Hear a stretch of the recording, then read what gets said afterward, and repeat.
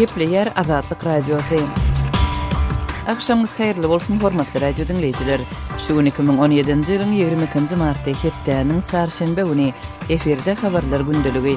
Gepleşigimiziň esasy bölümine başlamadan ozal täzelikleri dinleň olaryň mazmuny bilen sizi men Gözel Hudaýberdiýew tanışy edýärin. Birleşen Ştatlaryň döwlet sekretary Rex Tillerson senatyň liderlerine hat östübilen ýüzlenip, olary Çernogoriýanyň NATO goşulmagy baradaky arzasyny oňlamagy çağırdy we munyň Birleşen Ştatlar üçin örän bähwitligini aýtdy diýip 21-nji martda media maglumatlarynda habar berildi. Tillerson 7-nji martda ýazan hatynda Çernogoriýanyň harby bileleşige agda bolmagynyň Balkanlarda integrasiýany, demokratik reformalary, sowdany howpsuzlygy we durnuklulygy ýaýbanlandyrmaga goldaw boljakdygyny nyktady diýip Reuters habar berdi. Respublikan senatorlar Rand Paul we Mike Lee senatda geçirilmeli ses berişligi bir aýlyk iza testirdiler. Paul NATO'nun ýaýbanlanmagyna garşy çykyş edýän ortaýatyň gaharyny getirmek we kijijik ýurdun birleşige agda bolmagynyň bahasy ýaly meseleleri öňe sürdi we bu ýurdun Birleşen Ştatlaryň goragy meselesinde oýnap biljek roluny şüphe bildirdi. 650 000 ýylatly Çernogoriýanyň NATO agda bolmagy üçin onuň kabul edilmegini Birleşigiň 28 sany agda ýurdunyň ählisi makullamaly. Awganistan Talibana we Islam döwleti toparyna garşy görüş üçin Birleşen Ştatlaryň has köp goşun ýollamagyny isleýär diýip ýurdun baş diplomaty 21-nji martda aýtdy. Awganistanyň daşary işler ministri Salahuddin Rabbani Birleşen Ştatlaryň Awganistandaky harby ýol başçysy general John Nicholsonyň uruşa ýatan ýurdy çykgynçylykdan çykarmak üçin Birleşen Ştatlardan ýa beýleki koalisiýon güýçlerden birnäçe ming harbyny ýollamak barada ýakynda eden çağırışyny goldady. Trump'ın administrasiýasy Nicholsonyň beýanamasy bilen baglylykda goşun iýermejegini entek ma'lum etmedi. Häzirki wagtda Awganistanda Birleşen Ştatlaryň 8400 harbiýeti ýerleşýär bolar. Terrora garşy operasiýalary amala aşyrýarlar we Awgan harbiýlerini türgünleşdirýärler. Awganistanda 16 ýyl bäri uruş dowam edýär. Birleşen Ştatlaryň prezidenti Donald Trump'ın ýadro meseleleri boýunça geňeşçisi Birleşen Ştatlaryň Iranyň dünýäniň täsirli ýurtlary bilen baglaşan ýadro ulalaşygyna hormat goýýanlygyny emma Tehranyň ony berja etmegini isleýänligini aýtdy. Aktamyň milli howpsuzlyk boýunça geňeşiniň ýaraglar köpçülikliň gyrgynçylyklar we ýaraglaryň ýaýbanlanmagynyň öňüni almak boýunça baş müdiri Christopher Ford 21-nji martda Washingtonda geçiren medeniýet konferensiýasynda Birleşen Ştatlaryň administrasiýasynyň prezident Trump'ın bir çeýdik eden tanqidlerine garamazdan ulalaşygy kabul edýänligini aýtdy. Emma ol aktamyň 2015-nji ýylyň iýul aýynda baglaşylan ulalaşyga ozalky administrasiýanyň golasynda ýadro meselesinde baglaşylan beýleki şertnamalar bilen bir hatarda gaýtadan seredýänligini ma'lum etdi. Aktam tarapyndan gaýtadan garalýan şertnamalaryň arasynda ýadro ýaragyny ýaýbanlandyrmazlyk barada 1968-nji ýylda baglaşylan halkara ulalaşyk hem bar. Türkmenistanyň medeniýet, sungat we döredüjilik işgärlerinden 55 adam pul bayragyna eýe boldy.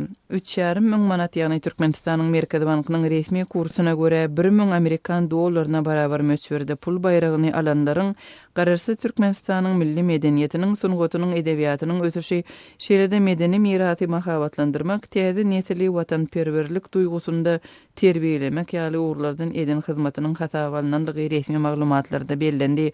Habar berilişine göre olaryň arasynda Medeniýet Ministrliginiň milli habar beriş serýişleriniň ylym we muzey işgärleri, halyçylar, döredüjilik okuwjalarynyň okuwçylary we mektep mugallimleri bar. Pul bayragynyň Türkmenistanyň prezidentiniň Insanperwer fondundan tölenenligi aýdylýar. Moskwanyň Döwlet Uniwersitetiniň aspiranty Ortaýatyň Krymy bir kanun anneks etmeginiň 3-nji ýyl döneminde Ukraina baydagyny galdyranlygy üçin milli howpsuzlyk gullugy tarapyndan urulyp ýenjilenligini we soragy çekilenligini aýtdy. MGU'nun Tarih Fakultetiniň studenti Zahar Sarapulowyň Azat Ýewropa Azatlyk radiosyna aýtmagyna görä 21-nji martda Golaýdaky polisiýa bölümine alınıp barilypdyr we özlerini federal howpsuzlyk gullugynyň ofitserleri hökmünde tanadan adamlar tarapyndan sorag edilipdir. Sarapulow soňra özüniň howpsuzlyk gulluklaryna maglumat ýetirmäge razydygy barada arza ýazmaga mezbur edilenligini aýtdy. Ortaýatyň Говорит Moskva radio stansiýasy Agdalan polisiýa bölüminiň nowatçy ofitserine salgylanyp şol ýerde şeýle wakanyň bolmanlygyny habar berdi. Ukraina baydagyny galdyrmak bilen bagly hereket Ortaýatyň Krymy Ukrainadan bölüp öz düzümine goşmagynyň 3-nji ýyl dönümi sebäpli 18-nji martda geçirilen konsertiň dowamında ýüze çykdy. Uniwersitetiň territoriýasynda geçirilen konsertde ýüzlerçe müň adam gatnaşdy. Hormatly radio dinleýijiler, siz günüň käbir täzelikleri bilen tanyş bolduňuz. Adatlygy isleýän wagtyňyz isleýän ýeriňizde dinlemek isleýäňizmi? Munuň üçin SoundCloud tilsiminde Adatlyk radiosyny tapyň we ýazylyň. Adatlygyň maglumatlaryny ilkinji bolup dinleň. Play Store'dan ýa-da iTunes'dan SoundCloud'un tilsimini indirmek ýatdan çykarmaň. Adatlygy SoundCloud tilsiminde Adatlyk radiosy ýazyp tap bilersiňiz.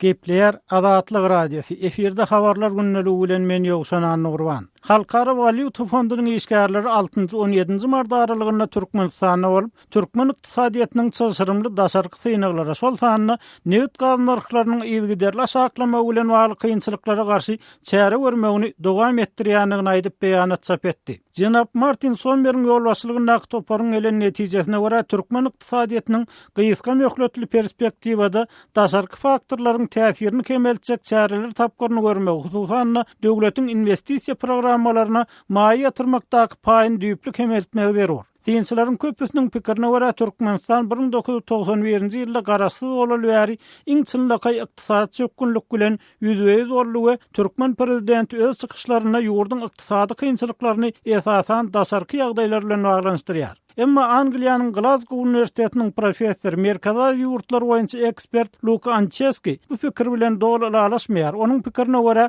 Türkmenistanyň ýüzbeýiz bolan ykdysady kynçylyklary daşarky syňaglar bilen bagly bolsa-da hakykatda içerki faktorlardan uzalýar. Well, I would say that the challenges are external, but they are really internally generated. Sebäbi bu kynçylyklar hökümetiň ykdysady guruluşy özgördüp, gaýtadan gurup, galkyndyryp bilmezligi, ýagny hökümetiň iş başarmalylygy bilen baglyp Anceski Adatlyk radiosu bilen söhbetdeşlikde aýtdy. It is the government's failure to reform, revise the economic structure of Turkmenistan. Glasgow Uniwersitetiniň professorynyň pikirine görä energiýa bazarynyň islenlik üýtgeşikliginiň ekspert mümkinçilikleriniň we narhlaryň üýtgemeginiň Türkmen ykdysadyýatyny şeýle sartykyna düşürmegi hökümetiň wagtyny ýeterlik çäreler görmänligini görkezýär. Şu sebäpden ol Türkmenistanyň häzir garaşsyzlyk alaly bäri iň agyr ykdysady krizisi başdan geçirýändigini aýdýan synçylar bilen ulalaşýanlygyny. Sebäbi gaz eksport etmek möçber saklanyp galsa-da Türkmenistana gelýän girdejiniň juda azdygyny aýdýar. But the revenues that are actually reaped by the government are actually very little, if any at all. Şeýle-de professor Türkmen rejiminiň gazdan gelýän girdejileri ulanyp, ýurt içinde kontrolly barha we barha ýokarlandyrmak bilen meşgul bolanlygyny belläýär. Halkara Valyuta Fondunyň Aşgabatda bolan işgärleri ýurdun makro ykdysady we maliýe ýagdaýlaryna baha bermek, öňde duran ykdysady syňalar we ileri tutulmaly siýasaty ara alyp maslahatlaşmak üçin ul derejeli hökümet resmiýetleri, parlament agzalary, önüme önürjüleriň we maliýe pudawynyň wekilleri, alymlar, diplomatlar bilen duşdylar diýip Halkara Valyuta Fondunyň işgärleriniň beýanatyny aýdylýar. Gelinen netijeye göre senagat ösürmek, eksport edilen gazyň möçberini artdyrmak ugruna görülen çäreler Türkmen ykdysadyýatynyň durnuklaşmagyna belli derejede ýardam edýär. Bank işgärleriniň pikirine görä Türkmenistan eksport maksatly importyň ornuny tutýan önümleri öndürmek, döwlet eýçiligine kärhanalar hususlaşdyrmak, regionlaryň we pudaklaryň ählisine deň agramly çemeleşmek boýunça çäreler tapgyryny görmeli we bu çäreler barada Türkmen medeniýetinde hem ýygyderli habar berilýär. Emma muňa garamazdan Glasgow Uniwersitetiniň professory Anceski Türkmen hökümetiniň görýän gyýyska möhletli çäreleriniň ykdysadyýata giň täsir ýetirmeýändigini, belki-de hiç bir täsiriniň ýokdugyny öňe sürýär. I don't really see that the impact of these short-term reforms over the wider performance of the economy. Hakykatda meniň görýän zatlarym esasan şol urmeňde statlar, ýagny Berdimuhammedow täze aljylara köprek gaz satmaga synanýar. Häzirki ýagdaýda bolsa gaz satmaga däli gaz senagatyna köprek maýa çekmäge synanýar. Bu onuň birazdan Katar eden saparyndan hem belli bolýar diýip professor Luka Anceski Adatlyk radiosu bilen söhbetdeşlikde aýtdy. It shows that there is no serious attempt, serious political intention to reform the economy. Anceski'nin pikirine göre bu ýagdaýlar Türkmen lideriniň ykdysadyýaty reform etmäge çynlakay çemeleşmeýändigini, bu urdaky syýasy meýiliniň goguşokdugyny görkezýär. Öz sebetiňizde bolýan wakalar barada azatlyga maglumat bermek isleseňiz, bize hat ýollaň. Metbuat, email belgisi gmail.com. Siz suratlaryňyzy we videolaryňyzy hem ýollap bilersiňiz. Azatlyk siziň şahsiýetiniňizi gizlenlikde saklar. Siz bolan wakalar barada maglumat beriň. Biz hem habar bereriz. Metbuat email belgisi gmail.com. Gepleyer Azatlyk Radiosu. Hormatly dinleyijiler, eferde siz bilen men Hudaýberdi Hally. Täze obsmen ne derejede netijeli işler. Şu maglumat bilen habarlar gündeligimizi dowam etdirýäris. Türkmenistan özüniň ilkinji obsmenini belledi. Bu wezipä Türkmenistanyň prezidentiniň ýanynaky Demokratiýa we Adam Hukukları boýunça institutuň uzalky müdiri Ýaz Dursun Gurbannazarow saýlandy. Türkmen resmileri bu wezipäniň ýurtda adamyň we raýatyň hukuklarynyň hem azatlyklarynyň döwlet gorawynyň üpçün edilmegine, döwlet organlary we resmiler tarapyndan berjay edilmegine we hormat goýulmagyna kepil geçmek üçin döredilendigini aýdýarlar. Bu aralykda synçylar halkara gurulmalarynyň hasabatlaryna ýyldan-ýyla adam hukuklaryny iň gödök dep bilen ýurtlaryň arasyna agdalyp gelýän Türkmenistanyna 25 ýyldan hem aşa wagtdan soň ombudsmeniň bellenmegini gowy habar hökmüne garşylandyklaryny aýdýarlar.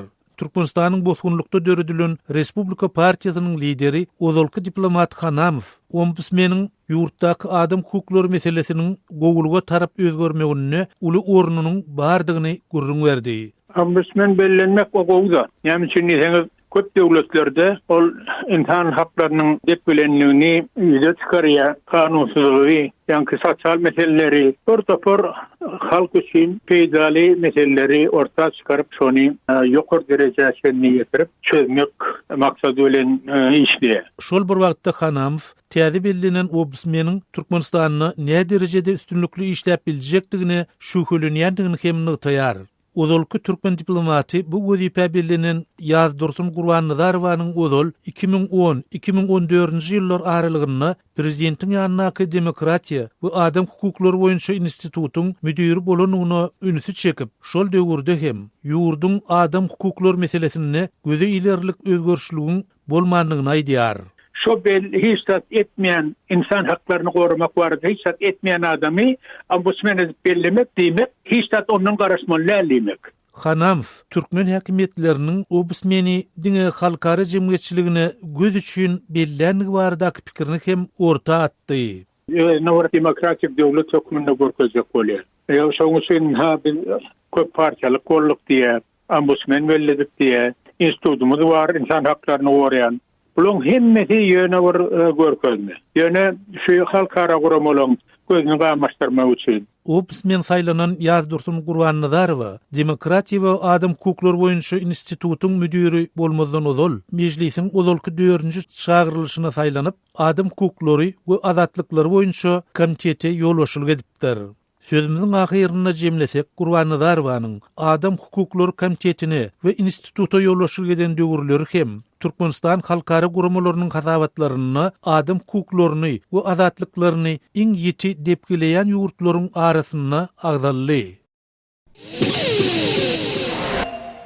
Gepleýär Azatlyk Radiosu. Habarlar günnelik gepleşigimizde men Sahra dowam etdirýän.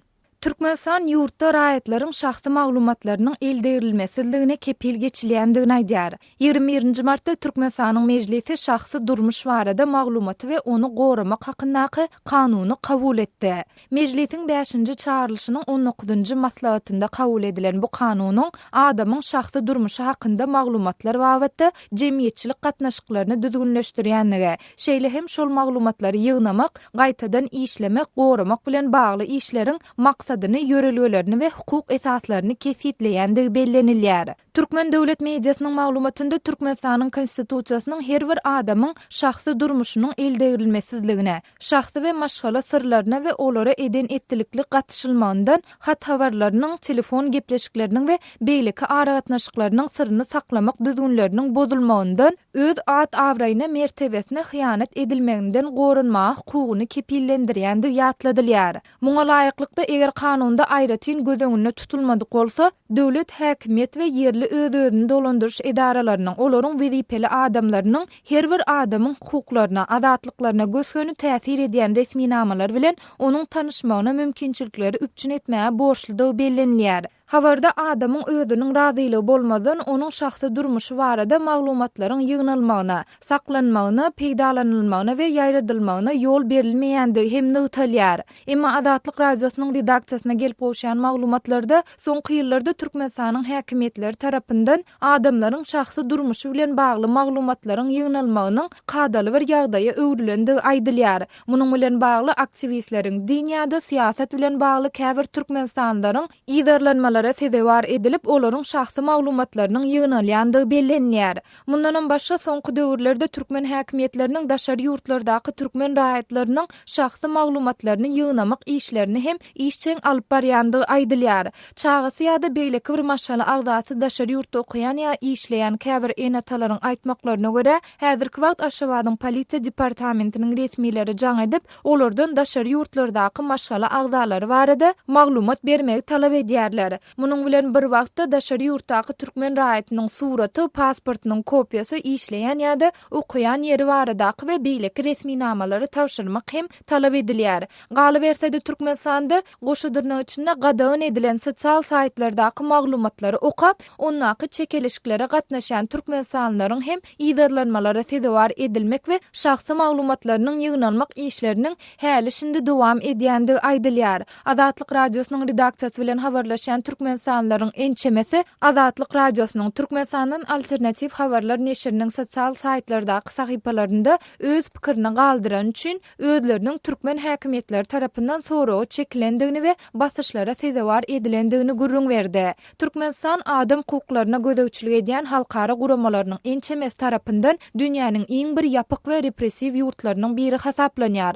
Birleşen Ştatlaryň döwlet departamentiniň şu ýylyň mart aýynda çap eden adam hukuklary hasabatynda 2016-njy ýylda kabul edilen konstitusiýa Türkmenistany dünýäwi demokratik döwlet diýip jar edýän hem bolsa, ýurdun hökümeti awtoritar prezident Gurbanly Berdimuhammedow hem de onuň ýakyn töweregi tarapyndan kontrollukda saklanylýar diýilýär. Öz sebitiňizde bolýan wakalar barada adatlyga maglumat bermek isteseňiz, biziň Facebook hasabymyza ýazyň. Bizi gözlegi bölümine Adatlyk radiosu ýazyp tap bilersiňiz. Siz suratlaryňyzy we videolaryňyzy hem ýollap bilersiňiz. Adatlyk siziň şahsiýetiniňizi gizlinlikde saklar. Siz bolan wakalar barada maglumat beriň, biz hem habar bereriz.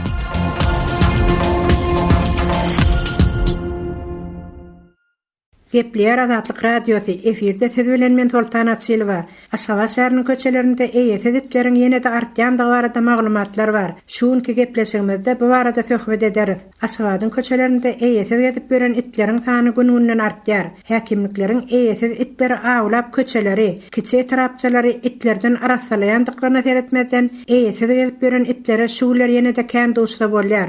Eýeted itleriň köçelerde köpelip uğramanyň sebäplerini Aşgabatda ýaşaýjy 70 ýaşly pensioner Merettur daga şeýle düşündirýär. Bazarlarda, dukanlarda azyk önümleriniň gymmatlamagy bilen itleri öý şertlerinde iýmitlendirip saklamak maşgalalara has gymmada düşüp başlady. Köp çagaly bir aýlyk bilen güzaran aýlap oturan maşgalalar öz iýjek azyk önümlerini alady diýerler. Şuny tapsaň ertäň alada. Öz iýjeginden daşary itler pişik janawarlar hem naharlajak bolsaň, olaýdan olaýa berge batmaly bolýarsyň. Hälim şu hususy dukanlar adamlaryň goltugyny göterýär. Puluň ýok wagty hem gaýrat et ýazga beräý. Aýlykda hasaplaşaryn diýip dukan eýelerine ýüz tutsaň ýok diýen oklar. Şeýdip öz güzaranymyzy zordan aýlaýarys. Ondan it janawarlaryň iýmiti maşgala agram salýar. Şu sebäplere görä itleri köçe gowmaga mejbur bolýar diýip Meretturda aýdýar. Jaýlar ýumrylyp köp gatly ýaşaýyş jaýlara göçüp gelen ýaşaýjylaryň köpüsi uzal tipli jaýlarda howluda saklan itlerini nire alacaklarını bilmän özleri bilen alyp gaýdyp girilgelerde öz öýleriniň gapylarynda saklap olary iýmitlendirýärler.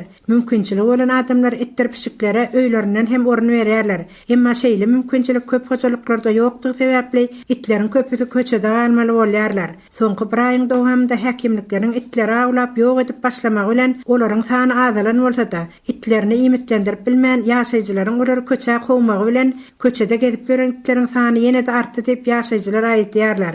İmitten kesilen it canawarlaryň bolsa, zirdiwel oklanýan çeleklerin ýanynda imit gözläp ýörellerine hem duş gelte bolýar. Emma olaryň köpüsi köçäniň eýletine bir geçip, beýletine bir geçip, öten geçen adamlardan, ýa-duralgyda duran adamlardan howandarlyk gözleýärler. İmit gözleginde köçelerde selkildäp ýörelleri hem kän.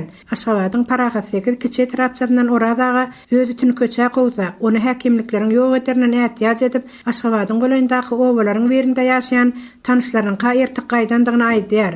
Itim juda akyllydy. Biz onu maşgalanyň bir agdaty hökmünde görýärdik. Emma onu imitlendirmek gününden kıyın bolup başlady. Men onu köçä gowmaga dözmän, maşynama mindirip şäheriň golanynda ýaşaýan bir tanışymy gaýertik gaýtdym. Tanışym olyty bir hepdelap zynjyra baglap saklapdyr. Inde öwrenşindir da diýip zynjyrdan boşadan soň olyt göni ýygyna gaýdy beripdir. Bir görsek itimiz gapyda ýatyr. Wagtjana wer ajalyňa howlup ýygyna dolandyňmy diýip başymy ýaýkap garnyny doýurup bilmesek-de, ýene de galan açandatlarymyz oňa oklap başladyk diýip oradaga nygtyar. Henüz häkimlikleriň gadamyna düşmän, köçelerde ýymit gözläp beren itleri bolsa, şäheriň islendik etrapçalarynda hem görse bolýandygyny ýaşaýjylar aýdýarlar. Azatlygy line ulgamynda Osmok 420 773 797 383 telefon belgisi arkaly tapyp bilersiňiz. Biziň bilen habarlaşyp maglumatlary, suratlary we videolary ugradyň. Şahsiýetiniz dogry gizlilikde saklanar. Osmok 420 773 797 383.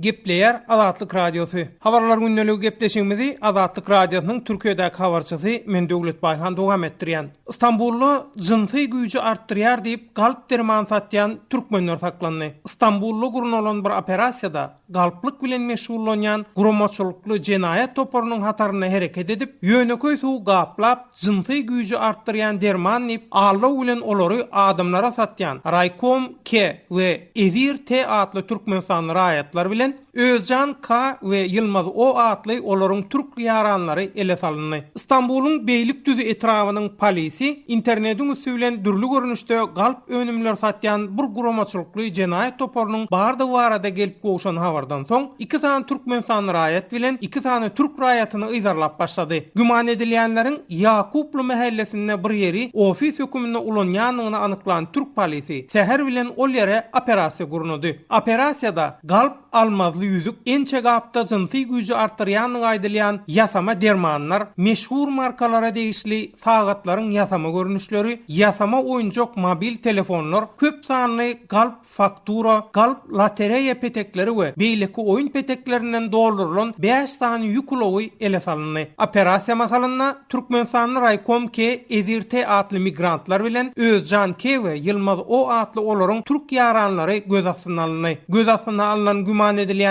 İstanbul'un Beýlikdüzi etrap polis merkezine gidildi. Polis hünärmenleriniň geçirenlerine önüne güman edilýänleriň ýöneköý şäher suwuny ýörüýte gaplara goýup, soň içine azyk boýagyny goşup olary jynsy güýji artdyrýan we jynsy islew oýarýan galp önümler görünüşinde satýanyny anyklandy. İstanbul'un Beýlikdüzi etrap polisi güman edilýänleriň internetiň üstü bilen satan galp önümlerini bir hepden içinde taýýarlap, tutulmajak bolup olary Tekirdaga äkidip, soň ol ýerde adamlaryň salgylaryna kargo arkaly iýerendigini, yzyna gaýtarylan galp önümleri de ýene şol kargo firmasyndan baryp alandygyny kesgitledi. Polisiň derňeň topary 2 sanyny Türkmenistanyň raýaty bolan jemi 4 güman edilýäniň satan galp önümlerini alyjylar halamaýanna, yzyna gaýtaranna ýa-da arz şikaýat ýagdaýy ýüze çykanna hiç kime bildirmän çözerýäli ýörüýte telefon bilen aragatnaşyk gurulýan merkezem döredöndigini anyklady. Güman edilýänleriň telefon aragatnaşyk merkeziniň üstü bilen jaňa diýen alyjylara galp önümleri ýany bilen dürli sowgatçyklar hödürläp, başga önümler bilen çalışmaga yrýanyny ma'lum edildi. Türkiýe Türkmenistany migrantlaryň agdykly edýän esasy ýurdu bolýanyny üçin türk mediasyna olar bilen baglanyşykly ýygyderli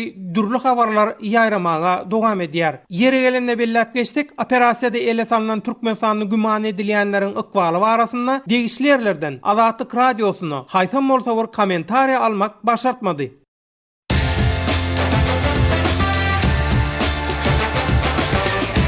Gepleyer Azatlyk Radiosu. Azatlyk Radiosynyň rus dilindäki web sahypasy işläp başlady. Biziň maglumatlarymyzy indi rus dilinde rus.azatxabar.com salgı bilen internetde tapıp bilersiňiz.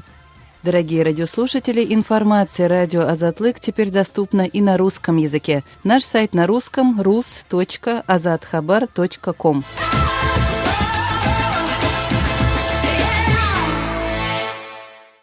Gepleýär Azatlyk Radiosy. Habarlar günnälik gepleşigimizi men Sähra dowam etdirýän. Aşgabatyň Nur Muhammed Andalif köçesiniň mundan 3 ay odal awatlanyp ulanışa berilen böleginde ýolagçylar we bu sebäpden ýaşaýjylar üçin käbir bökdönçlikleriň emele gelendigi habar berilýär. Biz bu bökdönçlikler barada dogrurak maglumat almak üçin Aşgabatly synçy we ýazyjy Amanmurat Bugaýew bilen söhbetdeş boldyk. Andalip öňkü Mir köçesi Aşgabat şäheriniň paýtagtynyň esas köçeleriniň biri. Bu köçäni awatlamak işi takmynan 2 ýyldan köprak wagta çekdi. Ullanmaga berildi. Doğrudan köçe odan köçelerin birine öwrülýäni Andalip köçesiniň demir ýol tuneline goraý ýerine köçelerin trotuarlary juda kiseldirli. Piyada ýöreýärleriň ýörejek ýollarynyň ýyny 1 metr, on köçe bilen birikken tarapyna da beýikligi 1 metr 30, 1 metr 40 santimetr beýiklik demir gözenekler aýlanyp bir piyadalar üçin raýtada bir maýyplyk arabazaryň üstüne hereket edýärler üçin ýa-da çağa arabazyklary bolan geller üçin ýene gaýrlar üçin uly kynçylyk türedýär sebäbi aýdaly şo 2 tane araba şo köçäniň trotuarlaryň ýynyna sığanyp Andalip Mir köçesiniň demir ýolunyň gaýrada dowam edýän böleginde